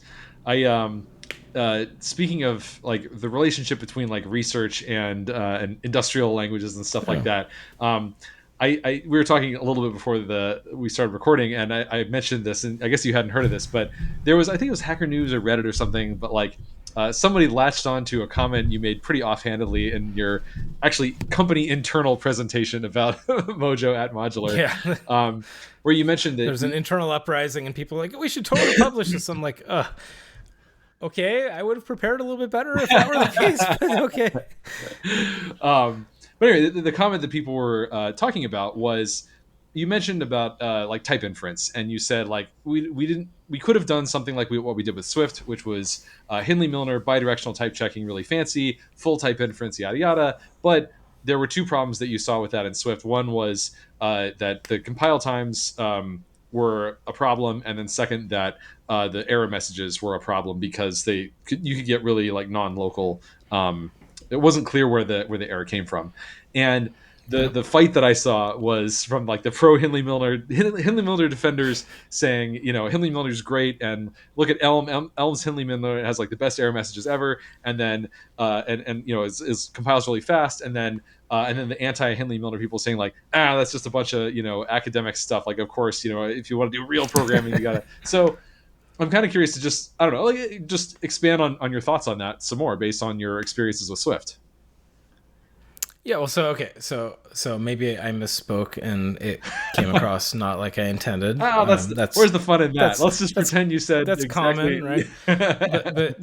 but here's what I meant to say. Using Hindley Milner in Swift was a mistake, in my opinion. You can still get expression is too complex to type check in Swift, and it on pretty reasonable things. And today, Swift programmers are taught to break long lines into separate statements just to kind of work around compile time. Interesting. And a thing I could say is like today, Swift is like 14 years old. It's not like it's never been worked on. In fact, engineers have spent years of effort trying to make this work better. Right? Yeah. Now, so I can say I think that was a mistake in Swift. Now, I think that reasonable people can give me a hard time. I can take it, by the way, and I say the wrong thing all the time, so it's not unusual. And I read all those really angry comments with love if I see them. I'm impressed. That's not an easy thing to do all the time. Well, I try to, but yeah. Anyways, I'm this is the benefit of having a thick skin and having been around programmers for a long time. But the mistake in the statement is it's not Hindley Milner's fault, right? The actual fault is the fact that Swift has other things like function overloading and literals that can be inferred to different types and many other things that now make type checking this thing an exponential time problem. Yeah. And so if you make type checking exponential time, well, sure, you can push it down and you can make certain things work better and stuff like this, but the actual bad thing that's happened there is an exponential time algorithm. Now, what that means is twofold. One is which is compile times can tank and can become unpredictable for users and stuff like this, and they have to learn patterns to work around the implementation, stuff like this. But it also means that if it's taking exponential time to even solve decidability of can I type check this thing, well then of course the error messages are not going to be great just because you have this exponential permutation of different things that somebody could be trying to express, and so then trying to infer that and explain it back is fraught. So I don't know. I mean, I'm very impressed with Elm and the quality work they put into the error messages. I think it's amazing. I don't know the set of trade-offs and decisions and how they intersect and how they go into that. But Rust, for example, doesn't have function overloading. Right. Right. And so it decided, like, let's not do part of this. And therefore, they solved this in a different way. Right. And so what Mojo's doing is Mojo's saying, okay, well, let's not use Hindley Milner at all. Right. Well, what's the benefit of that? Well, it makes error reporting really easy. That's great because it means that it's very predictable. That means the contract with the programmer is very predictable. It's roughly what C++ has been doing. Of course, we have our own twist on it, but and therefore it's proven. It's like it doesn't require years of engineering and R&D to like try to make it work, right? Meaning we're putting our time into things that actually matter. Like, it's super funny if you think about Python. Well, Python, people will tell you it's untyped or something, right? I would say it's dynamically typed. It's funny if you say x plus y and then parentheses times z, right? Well, the x plus y gets type checked when you run plus, and it doesn't know about the times z that's coming afterwards. And so all Python programmers are exposed to a system that can only work inside and out on the expression tree anyways. And so if that's the case, then why not make the static type checker work the same way? Like, that way it's consistent. Yeah. And if you make it different, then there's a burden of like, why make it different? Yeah. So there's a lot of things that lead to a very simple and predictable programming model. It also makes compile time deterministically reasonable and things like this. And so I think that's just kind of the set of decisions we decide to make. And it's not Hindley or Milner's fault. But. Okay, so the function overloading being, you think like that was kind of the intersection of Hindley-Milner and function overloading in Swift is kind of like the, I don't know, the main culprit in your mind. Is that accurate? Or So, I mean, there's a bunch of things that Swift does. By the way, Swift is a very fancy language and it has a bunch of magic built into it and has a ton of complexity. And there's a whole bunch of stuff with protocol, its equivalent of traits, overload resolution, and all this kind of stuff. The literals are very fancy. There's a whole bunch of cool stuff that went into there. If you're interested in more of what makes Swift interesting, but also very complicated, there's a cool series of blog posts written by a friend of mine named Doug Greger. It's in Doug's Compiler Corner, and the blog posts are called Swift for C++ Practitioners. nice. And he kind of explains like how Swift, a language built by a bunch of people that were very experienced with C++, by the way, how Swift is different and better. And for example, in Swift, you can define your own operators and you can define your own precedence groups and you can relate this operator to other existing precedence groups and stuff like this. And so Swift is a very, very, very fancy language. Our goal for Mojo is don't have any of that fanciness. Like, just keep it simple. It's fine. Like, I don't want it to be nearly as complicated as Swift ended up being in the end. So I assume this means that in Mojo you have to. There's some point where type annotations are required, such as like functions have to be type annotated. Is that right? The way it works is that if you don't put a type annotation on, we default to object, and then you Okay. get basically Python behavior, right? Got it. And so Yeah, that then makes it's sense. all dynamic and stuff like this. Yeah. And so, and then you can, and so this is actually really important for Python compatibility. Let me give you some intuition on this. Again, going back to tie a loop back around sufficiently smart compilers and stuff like this. So in Python, Python's integers are big integers. Like, you can make an arbitrary size integer and it's a heap allocated thing and it's reference semantics, all this stuff. They have identity. Yeah. And so you can use, right. And so this is a pretty interesting from I need to implement this in fast way on a GPU thing, where in a GPU you can't do malloc. And so how do you do a big int? Yeah. Right. And we want to be compatible and we want to be a good superset of Python over time. And so we have to support this behavior. On the other hand, we don't want it to be the first thing you reach for if you care about performance. Right. And so what we do is we keep the names like lowercase int, because Python has type annotations and they're kind of cursed in their own way. And there's a bunch of challenges with the linters that use these things. But it's generally known as lowercase int in the Python world. Right. And the list in Python is generally known as lowercase list, L-I-S-T. Right. And so our approach on building standard libraries is say, okay, well, we can now have a capital int. Capital int is a struct. Capital int is inline on your stack and it's size t, or the size of your pointer, right? And it has these behaviors. It has a very, very similar but slightly different operator set. So for example, Python int, if you divide, you get a float back out. And so Sure. right? Yeah, So that makes sense. how's that for solving a problem, right? Yeah, And yeah. for us, we say, okay, well, you get an integer back out when you divide integers, and there's a different operation to do this thing, right? And so there's a bunch of different design trade-offs, but it's compatible with existing Python, because if you use lowercase int, you still get an object on the heap that's dynamically sized, and it's an arbitrary precision integer. And you have to opt into, I want capital int. And if you use that, you get way better performance. You get better predictability. It will run on a GPU, et cetera, et cetera. And it's not about one being better than the other. It's about a trade-off. And you can make, and so that's kind of how we handle that. And similarly with list, like lowercase list, it's an array of objects. It's untyped. It's all dynamic. Okay, cool. Capital list takes a type parameter and it has an element type, and it's a homogeneous array inline, and it's got none of the fanciness. It's more like a std vector in C++, right? And then you as a programmer can use the right tool for the job. That makes a lot of sense. Yeah. A thing that we have to contend with in Rock is if I just put in the number 5 and I don't put any type annotations anywhere, what type do we do? So we have a default, but in practice, the default almost never comes up outside the REPL. In the REPL, if you're just like playing around, it can totally come up. But actually, the more interesting one is what happens if you do decimals. So you say like 5.1 or something like that. Because let's say I put in 5.1 instead of 5. Now what we do is we actually use our standard library's built-in fixed point decimal system. So what that means is that by default, we're kind of prioritizing correctness. If you put into the 0.1 plus 0.2 into the REPL, it gives you back 0.3. But at the end of the day, most of the time, it's just going to be inferring it from surrounding context of types that are there.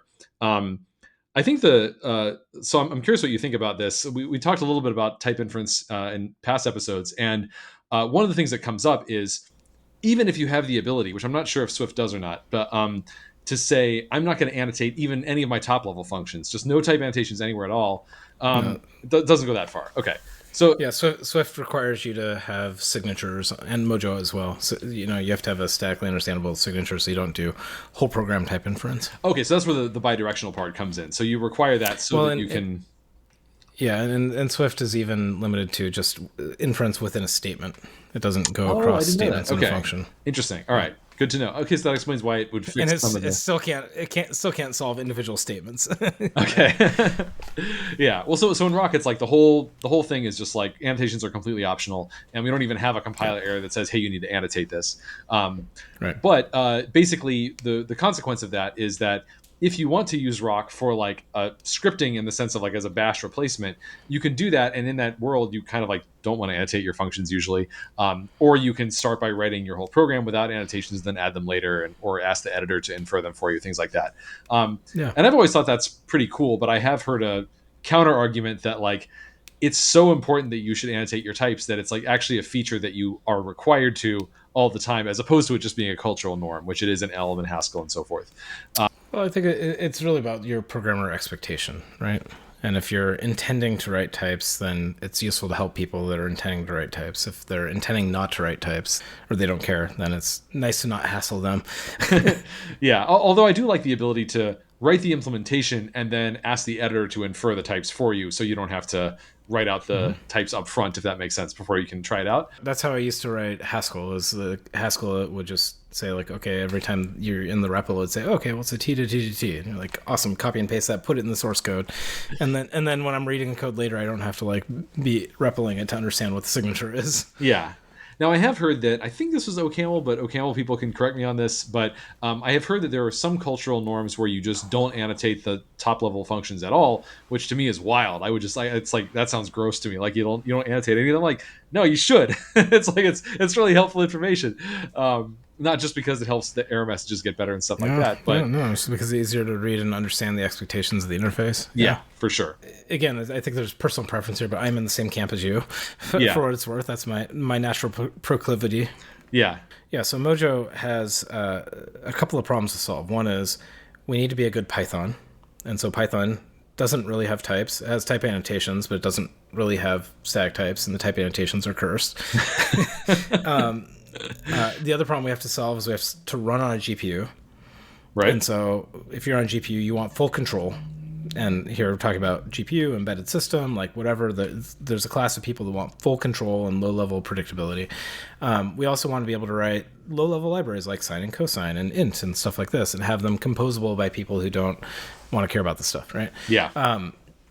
And so the way we solve that is actually, and to your point, x equals 5 in Python means create an object on the heap with 5 in it, or maybe a tagged integer or something, but create an object that is got that, or you say quote foo, you get a Python string object thingy, right? And we want a fancy inline, closer to what C++ would have. And so the way we handle this is we have two different keywords for defining functions.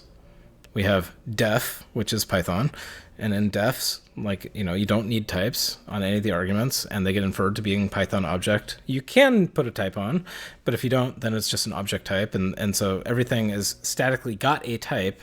It's just defaults to object, and then within it, now you can say, okay, well, things default to their Python behavior. And then we have fn, and so if you choose to define your functions as fn, well then you have to have types. Things default in a different way.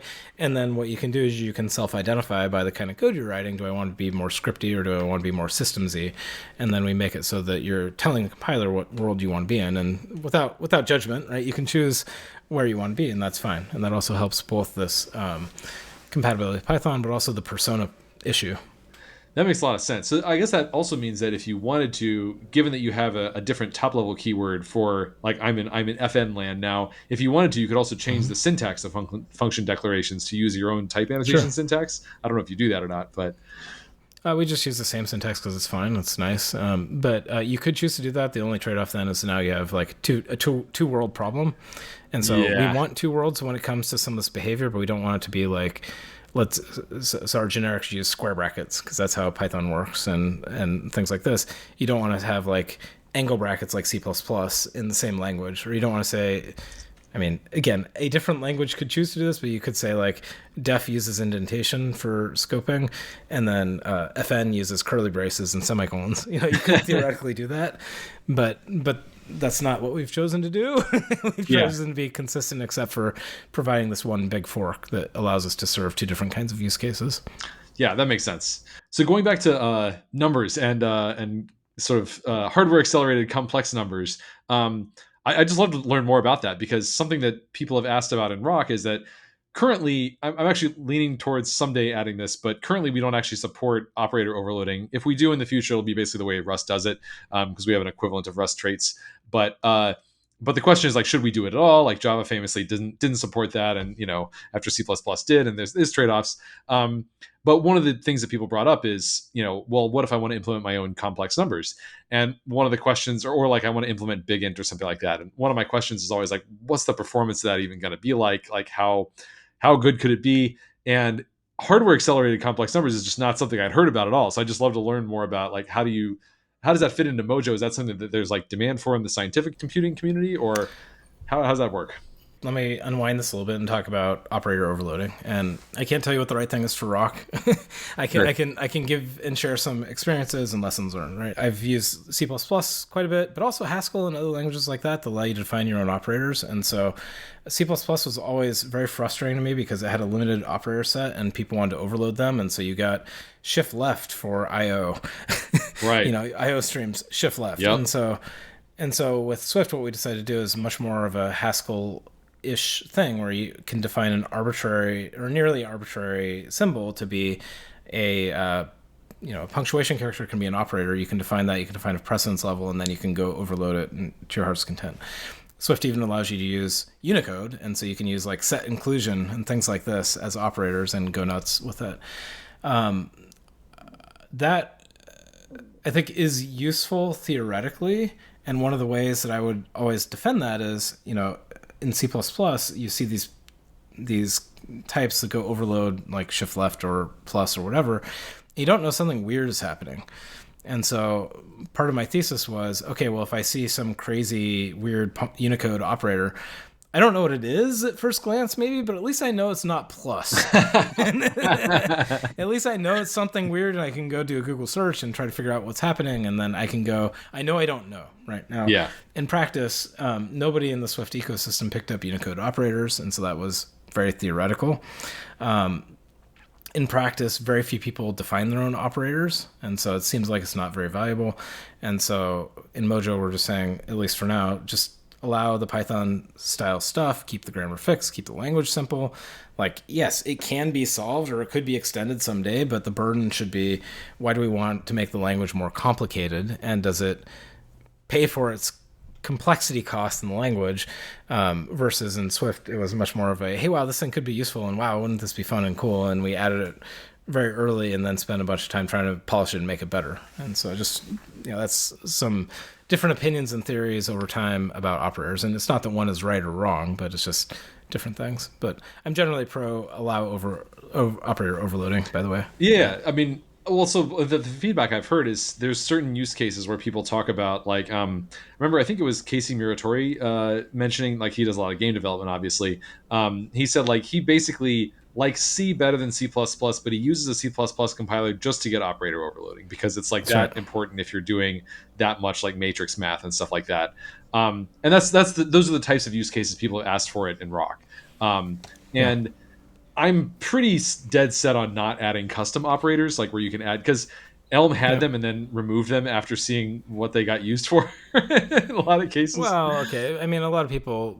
So Swift also allows you to have Unicode function names and stuff like this. And so, yes, there are the memes where you have pile of poop function and stuff like this. But there are also people that don't speak English and they want to use like their native language and go right. Yeah. Well, this was more about like you have your operators all ASCII characters, but it's like 6 ASCII characters in a row.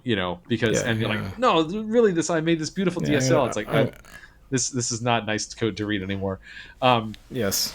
But thinking about overloading, I mean, the downside there is exactly what you said about C++, where people use it to make DSLs that are not math related. Like it's like now, you're right, bit shift means IO or something like that. Do you worry about that in Mojo, or are you just sort of like, it's the cost of doing business, like we got to have it? Again, so we're not making forever decisions here. We're making a set of starting point decisions, and the starting point decision is complexity has to pay for itself. Now, you're right. I've seen the bad things. I've also solved the bad things in Swift. And then in my opinion, having lived with it for 14 years, the solution was worse than the cure was worse than the curse or whatever. The poison. Yeah, you weren't happy with how it turned out. The poison, or yeah. And so I don't think it actually was the right trade-off. Now, some beautiful things were built with it. Some problems, I'm sure, were avoided, but it also added a ton of complexity and makes the language more complicated for people who don't care. Yeah. Right? And so my current position with Mojo, and part of this is forced by Python, but is allow the goofy unbar add dunder style syntax so you can overload operators the same way Python does. And I think that's good enough. But let me tell you the benefit to you as a language designer if you choose to add operator overloading. And Swift and Mojo take it. So Swift took it quite far. Mojo takes it even further. The benefit is that you don't have to have privileged types in your language. Actually, I don't even know. I think Rock is a zero overhead language, is it not? As much as possible, yeah. I mean, the only overhead that really comes in the standard library is that. I guess you could call, we do the small string optimization. You could call that overhead, depending. I mean, obviously, hopefully. But I mean, if you define a struct or a method that gets in line, then it's the same as C. Okay, so and you're using LLVM and stuff like this. So the benefit of that is that you can say, look, I don't have to privilege types. In C, they had to add complex numbers to C99, and so they built it into the language because they have no ability to find an STD complex number. And so that made the language more complicated, and they had to have all the overload resolution rules. And C99 actually even added imaginary numbers. I don't know if you know this. I didn't know that. So what ends up happening is if you can say libraries can be expressive, then what you do is you put back pressure on this, and you allow the language to be simpler, which makes then library developers able to define their own expressive abstractions for their domain, and then you can allow them to go. And so Mojo, again, takes this extremely far and makes int not be built into the language and things like this. And that's actually great because in the domain that we work in, there's all kinds of numeric data types. So there's float and double, for example, fine. There's also bfloat 16 and float 8 and all like couple of float 8s with different mantis and exponent and so there's this huge range of innovation that's happening in numeric data types, and having to rev the compiler every time somebody wants to go do something, it would be very annoying. And so instead we can just have people define these things in libraries, and that's actually great, and it reduces pressure on the language from having to churn with all the hardware. Rock is probably in a different space, and so you don't care about float 4 or something. Yeah, I mean, not today, certainly. not on our radar. Java is an interesting example where essentially what they did, which is what Rock is doing today, but could change in the future, is essentially to say, yeah, you can define your own complex number in user space. I don't know if, how much overhead there might or might not be in Java, but you don't get custom operators for it. Like, you need to call .add if you want to add 2 of these things, and .divide. Obviously, that has ergonomics downsides if you're trying to do arithmetic. Yeah.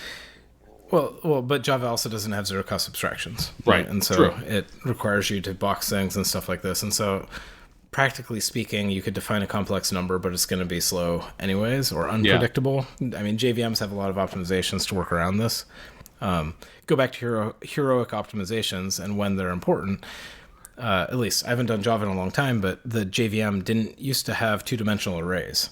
It only had 1-dimensional array. Really? And so, yes. And so if you want to allocate an array of arrays, you would have an array, and then each of the rows of the array can be a different length. Oh, yeah, right. I did know that because that was true back when I did Java. Yeah. And so maybe they've changed that now, but one of the challenges with that is if you write arrays of arrays, that's way slower than having an actually proper 2D array. And so this is again where a lot of Java implementations, particularly for benchmarks, would go try to turn that pattern match code, do these heroic static analysis thingies, understand I can prove the length of each of these subarrays is the same, and then solve that. And again, that's cool. Some engineers work really hard on that. It's heroic. But wow, it's so much better to have arrays of arrays. They're actually inline and predictable, and two-dimensional arrays are actually a pretty valuable thing, and relying on compiler nerds to go crazy to give you the thing that you could have asked for in the first place is pretty rough. I see. Okay, so in Mojo, it's not that there are like specific hardware optimizations that come up for complex numbers, but rather that it's like zero overhead complex numbers, if that makes sense. Okay, so sorry, you're right. I got distracted on operator overloading. So just in terms of complex numbers, so I'm not an expert on this, but I'll tell you my understanding, which is that certain instruction sets, including like IBM mainframes and a bunch of other stuff, they kind of climb this tower of let's have scalar floats. Now let's have SIMD, and I have like. Back in the day, it used to be like 4 floats or 2 doubles kind of a thing. And then you kind of build into this. And then some of these chip people decide that, okay, well, complex math is really important. And so there are certain operations like complex multiply that actually include like, I think 4 multiplies and 2 adds plus some other goop that all come together. And they say, I want to have one hardware instruction that does complex multiply. And it takes two complex numbers and SIMD registers or something like this, right? And so when somebody puts something into hardware and says, wow, this is 10x faster than doing individual multiplies and adds, you kind of have to say like, okay, well, 10x improvement because they put it into silicon. How do we expose that and then make it so people can use the stuff without having to know about it? And so this is where a benefit, and there's many different solutions to this. The benefit of what we do in Mojo is you can just have a complex struct, and you say, again, complex struct, well, what is it? It's just a struct. It has a float and imaginary. It has like simple behavior, has a bunch of methods, including multiply. And then inside the multiply, you can say effectively if-def. Right, comp time. Are we on an IBM? Yeah, comp time. Are we on that thing? And now you say, okay, we'll use the one instruction, and then boom, everybody's complex numbers can be accelerated. They don't have to worry about it. And then somebody who like open codes a multiplication can be told, just use star, and it's better for the amount of code you write and things like this, but you also get it accelerated. Now, other approaches, and the traditional way of doing this is you say, okay, well, teach something like LLVM to pattern match it. And again, this gets back into okay, now you have somewhat flaky behavior, and when you have like a partially constant thing, it constant folds and you can't pattern match it, and then like there's all these other problems that come in. And so this is where like making it more predictable and building it at the language level, at the library level, then enables it to be way more predictable and works better. Generally in optimization, you want to be lowering, you don't want to be raising. And so this is where taking something that's a higher level of abstraction and then decomposing it across the optimizer as you go it becomes more predictable and structurally sound than starting with something that's scalar and then trying to vectorize and trying to find parallelism and build into it that way. Totally. An interesting example of that is something that is number related, also a feature that I like about Zig that's like comp time as well as it's comp time related is they have sort of non-standard bit width integers as like a built-in thing. Like you can say like, I want an i7, for example. And at first I heard about that and I was like, that's just kind of cute, but like, I'm never actually gonna use that. And ever since I found out about that, I run into it on a surprisingly regular basis, like wanting that in Rust. In some cases because I'm doing like some bit packing thing where I'm like, well, okay, I've got a 32-bit integer, but I'm actually only using 23 of those because 7 of those are being used for something else. That's right. One case comes up to me is I have a number I know is small, and then I want to put it in an optional, and I want the tag to not cause another like slot to be used. Yeah, right. That's a great example. Yeah. Does Mojo have a concept like that where you can say like, I want something that is going to end up taking up 8 bits, but I'm only using fewer than that? So Mojo builds on top of MLIR. MLIR has arbitrary precision integers, and so you can have a 1023-bit integer if you'd like to do that.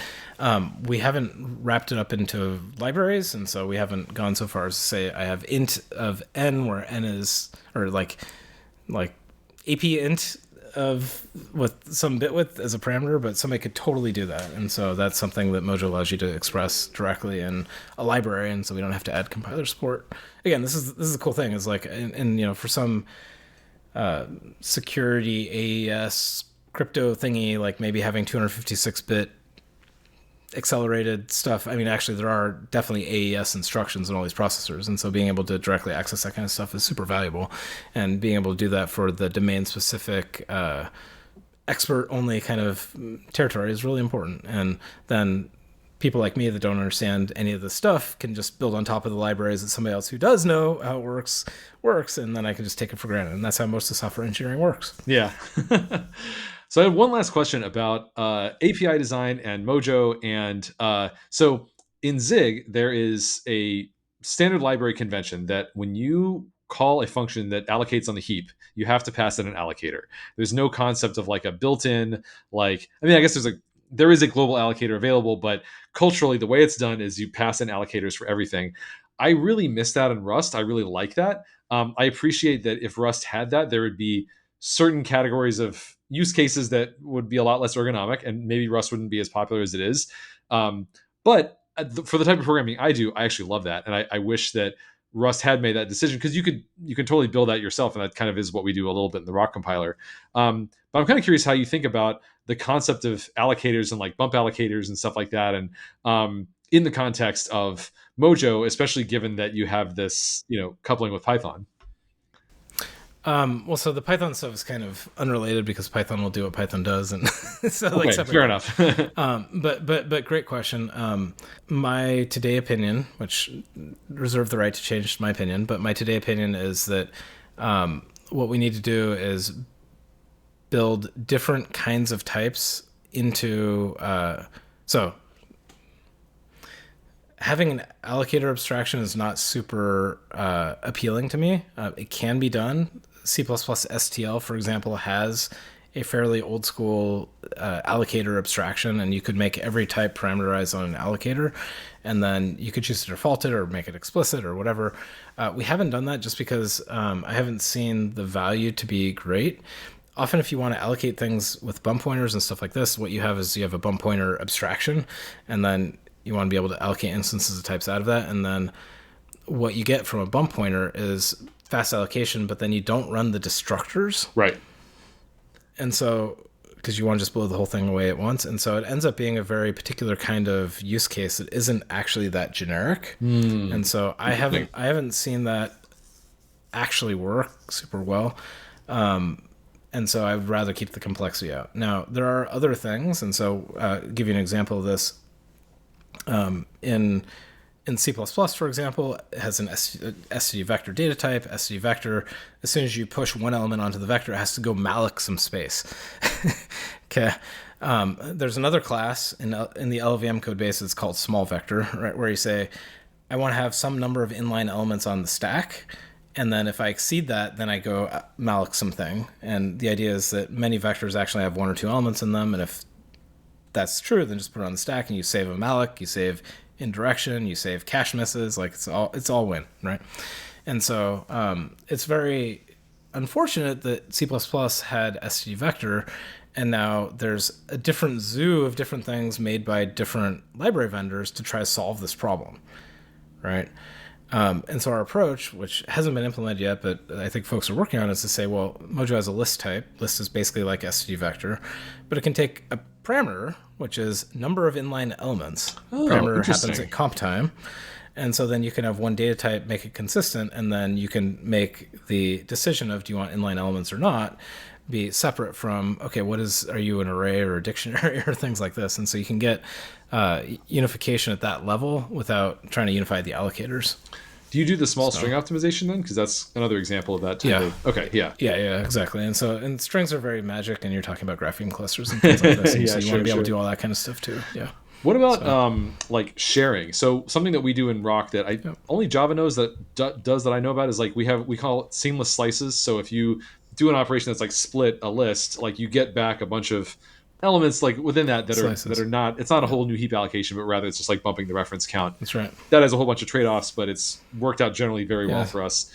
Is that something you're also looking into in Mojo, or? Yeah, so Mojo has a whole ownership system. Right. So you can get slices, and then they all refer to the lifetime of the array that you sliced out of, and so you can do all that kind of stuff. And Okay, so so if you slices subscript separate things, type, though. generally get back, yes, and slices separate type, but then it conforms to the same traits that other collection types do. Makes sense. Awesome. Wow, we covered a lot of ground. This is a great conversation. Yeah. Thank you so much, Chris. I really appreciate you taking the time to talk to me about all this.